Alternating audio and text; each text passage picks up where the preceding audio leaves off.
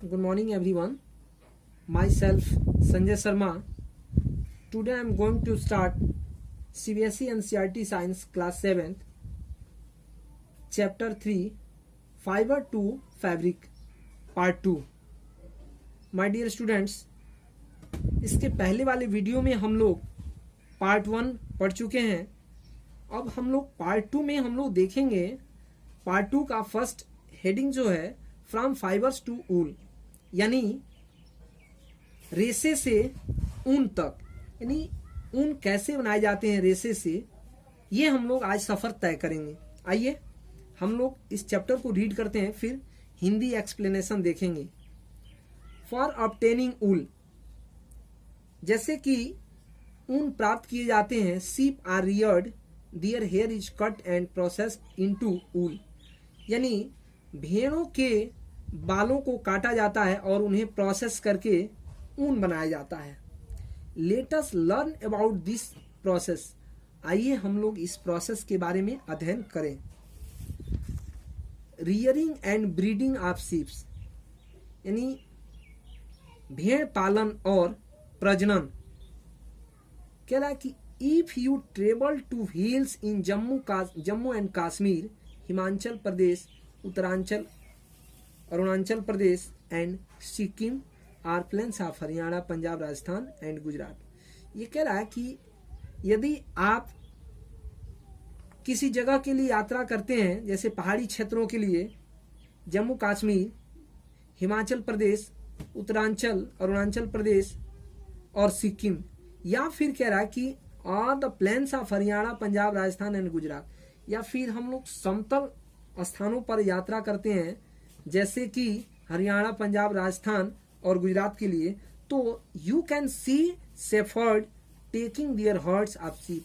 कह रहा है कि यू कैन सी, तुम देख सकते हो, शेफर्ड, गडेरिया, taking their herds of sheep, यानी वो अपने भेड़ों को झुंडों में लेकर के for grazing sheep are herbivorous and prefer grass and leaves, यानी वो कह रहा है कि अपने भेड़ों को झुंड में लेकर चराते हैं और वो ऐसे जीव होते हैं, वो ऐसे भेड़ होते हैं जो हर्बीवोरस टाइप के जीव होते हैं, यानी वह शाकाहारी जीव होते हैं जो केवल प्लांट्स एंड लीव्स को खाते हैं.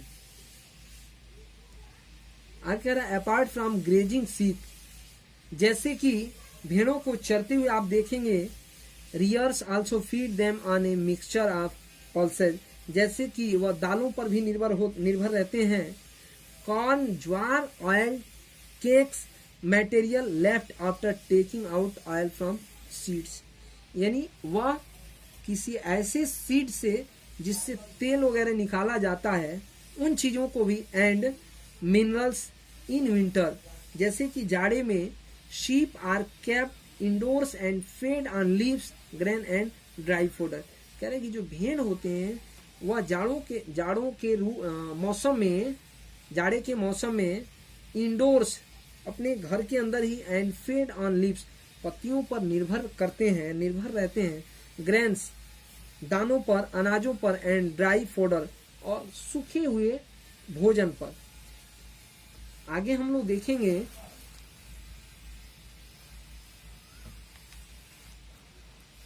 कह रहा है कि sheep are reared in many parts of our country are for wool.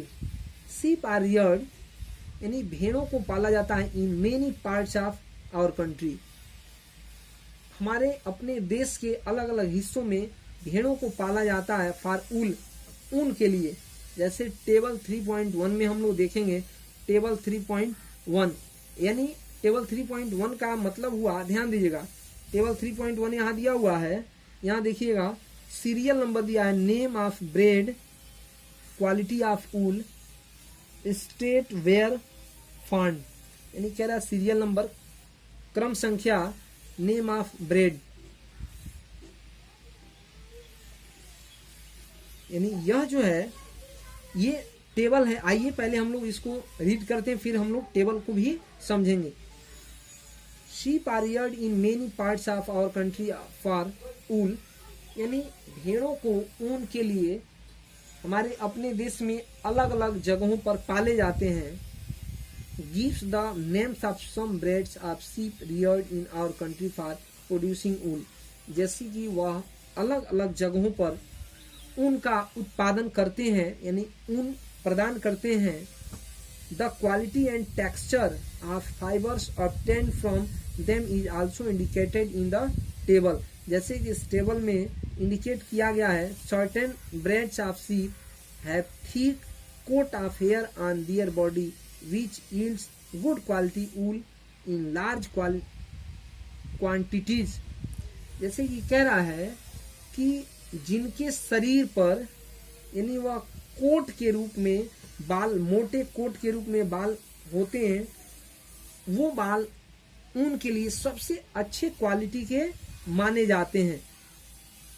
आइए हम लोग अब इस टेबल को भी देखते हैं. टेबल 3.1 कह रहा है कि some Indian breeds of sheep, यानी कुछ भारतीय भेड़ों का जो यहाँ चार्ट दिया गया है. आइए, नेम ऑफ द ब्रेड: लोही, रामपुर, बसैर, नली, बैखरवाल, मारवाड़ी, पतनवड़ी. यानी क्वालिटी ऑफ ऊल, यानी ऊन का जो क्वालिटी दिया है यहाँ देखेंगे, गुड क्वालिटी ऊल, यानी लोही जो होता है गुड क्वालिटी ऑफ ऊल होता है. फिर आपका रामपुर बसैर जो होता है वह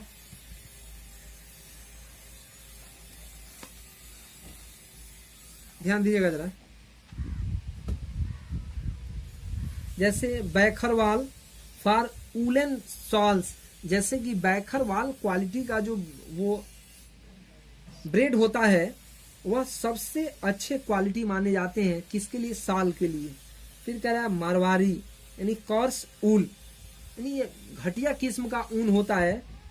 फिर कह रहा है पैटर्नवाड़ी फॉर होजरी, यानी होजरी टाइप के भी जो कुछ कपड़े होते हैं वह भी होते हैं. कह रहा है कि स्टेट दियर फाउंड, किस किस स्टेट में कौन कौन से क्वालिटी के ऊन पाए जाते हैं. ध्यान दीजिएगा जरा. क्वालिटी ऑफ ऊल, यह जो गुड क्वालिटी ऊल दिया है यह राजस्थान, पंजाब, आप चार्ट में देख सकते हैं. हर स्टेट में अलग अलग क्वालिटी के ऊन पाए जाते हैं. आइए अब हम लोग इसको रीड करते हैं.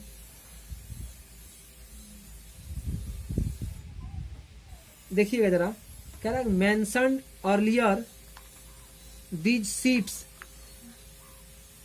Are selectively bred with one parent being a sheep of good breed.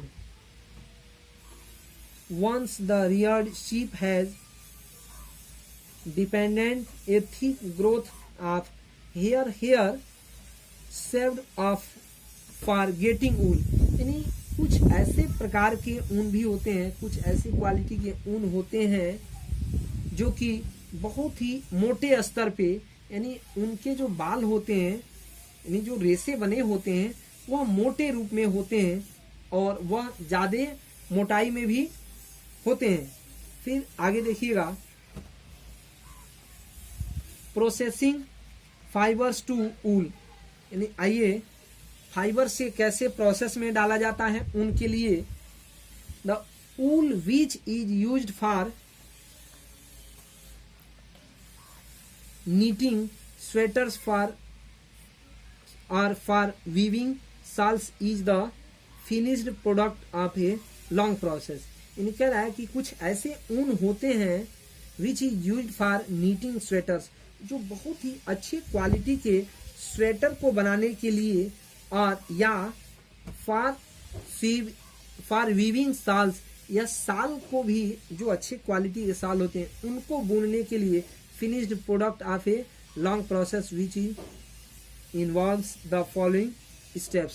जो कि यहाँ स्टेप दिया गया है, इन स्टेप को फॉलो करके अलग अलग कैटेगरी के हम लोग साल भी बना लेते हैं. आइए स्टेप फर्स्ट में क्या दिया है. Step first: the fleece of the sheep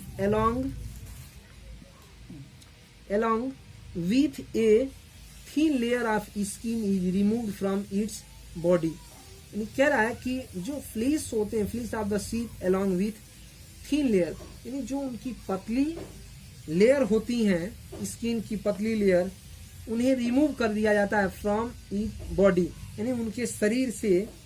this process is called shearing, और इस तरह से इस प्रोसेस को हम लोग सीयरिंग कहते हैं।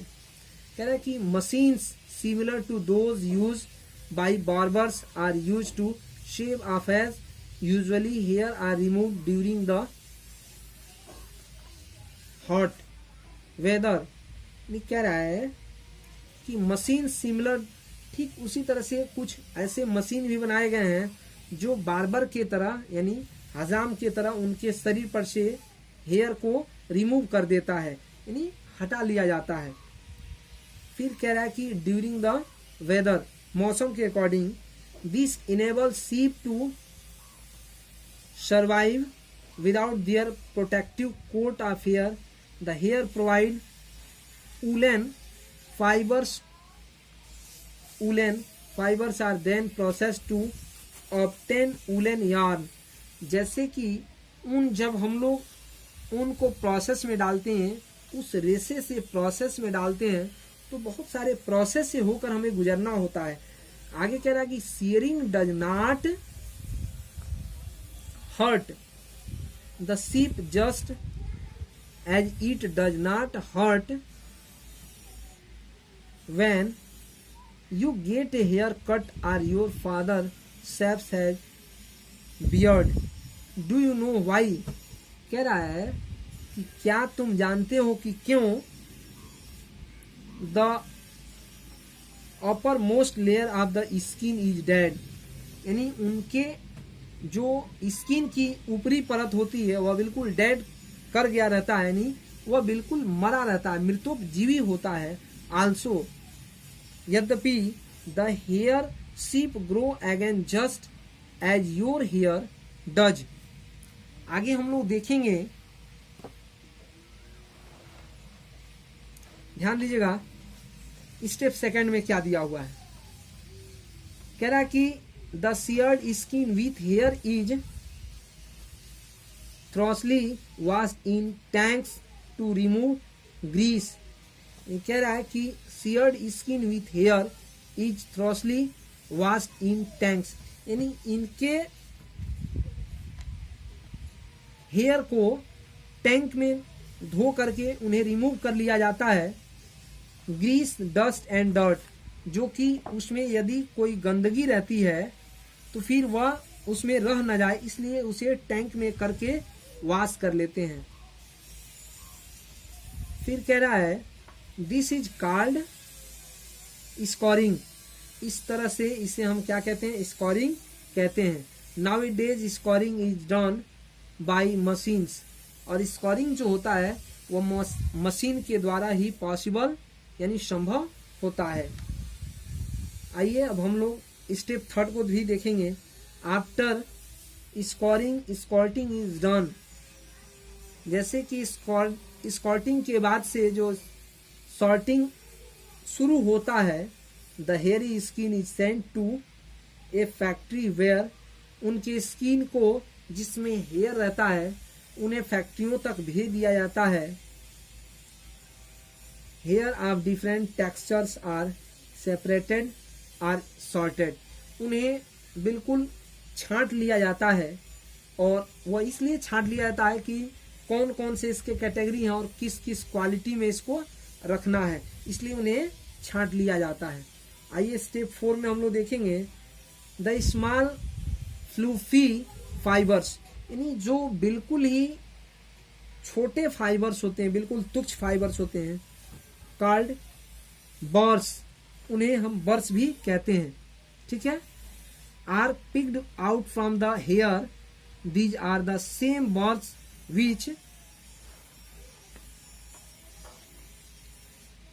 which sometimes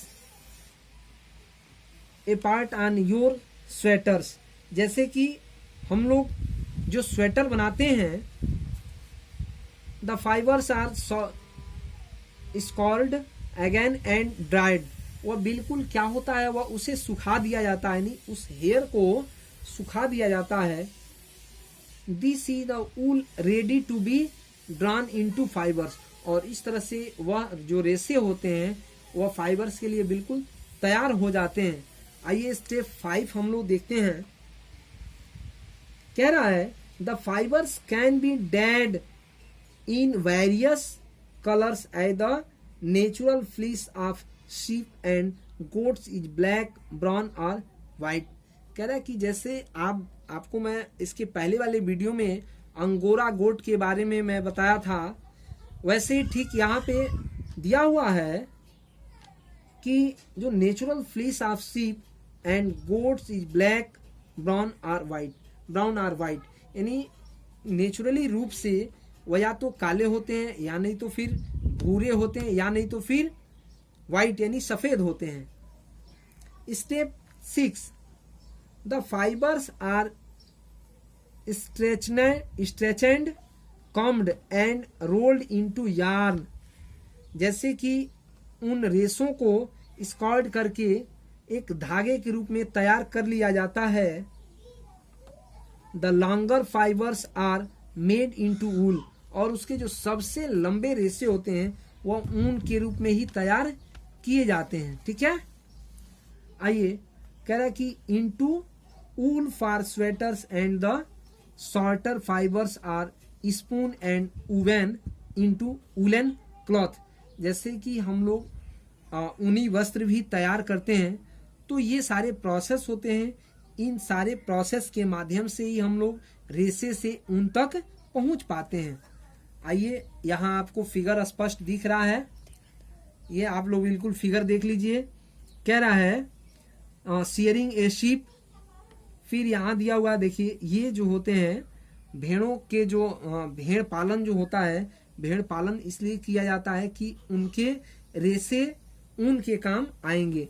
और यहाँ पे कह रहा है कि स्कॉर्टिंग इन टैंक्स, और इसे स्कॉर्टिंग किया जा रहा है इस टैंक में। ठीक है, इस फिगर में बता रहा है स्कॉर्टिंग बाई मशीन्स, और इसे मशीन के द्वारा स्कॉर्टिंग किया जा रहा है। ठीक है, फिर ये रोलिंग इनटू यार्न, और ये धागे के रूप में लपेटा जा रहा है। ठीक है, आइए अब हम लोग यहाँ एक प्रोसेस को देखते हैं।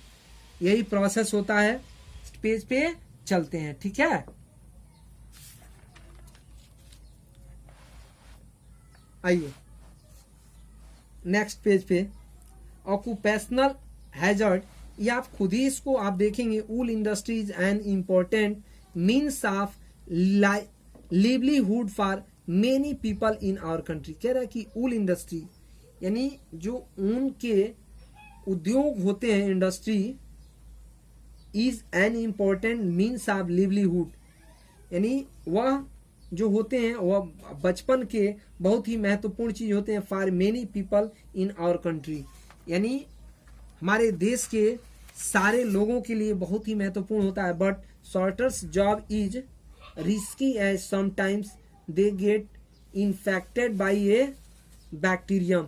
लेकिन यह एक बहुत छोटा जॉब होता है, बहुत छोटी नौकरी होती है, लेकिन यह काफी रिस्की होती है। ये बहुत ही कम समय में ही बैक्टीरियो को फैला देते हैं, जैसे कि आपका एंथ्रॉक्स विच कैजेज ए फैटल ब्लड डिजीज, यानी यह एंथ्रॉक्स जो होता है, जिससे कि यह एंथ्रॉक्स जो बीमारी होती है वो किसके कारण होता है, फैटल ब्लड डिजीज, यानी हमारा जो ब्लड होता है ब्लड में इन्फेक्शन वगैरह आ जाता है, कॉल्ड सॉर्टर्स डिजीज, और इसलिए इन्हें हम सॉर्टर्स यानी बहुत कम समय का छोटी बीमारी कहते हैं। Such risk faced by workers, और इसे सारे वर्कर सारे मजदूर इसको बहुत ही सावधानी पूर्वक रिस्क लेकर के अपने जान को जोखिम में डाल करके इससे संघर्ष करते हैं, इसका सामना करते हैं। Such risk faced by workers in any industry are called occupational hazards, और इसलिए इसे हम लोग क्या कहते हैं, ऑक्यूपेशनल हैजर्ड भी कहते हैं।